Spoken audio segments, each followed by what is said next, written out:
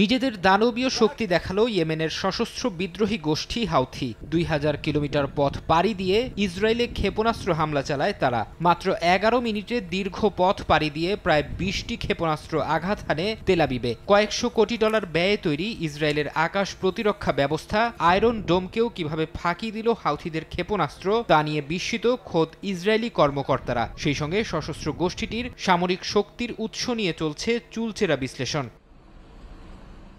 লোহিত সাগরে জাহাজে সাম্প্রতিক হামলায় ক্রুজ ক্ষেপণাস্ত্র, ব্যালিস্টিক মিসাইল, ড্রোন ও চালকবিহীন জাহাজ ব্যবহার করতে দেখা গেছে হাউথিদের। মার্কিন বিশ্লেষকদের দাবি, জাহাজ বিধ্বংসী ব্যালিস্টিক মিসাইলও আছে হাউথিদের ভান্ডারে, যা ৩০০ কিলোমিটার দূর থেকে লক্ষ্য বস্তুতে আঘাত হানতে পারে বলে ধারণা তাদের।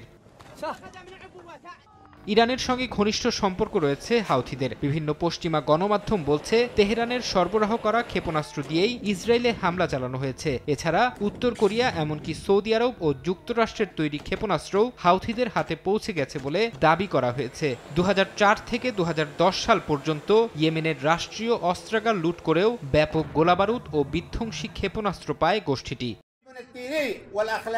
ফরহাদ চৌধুরী, সময় সংবাদ।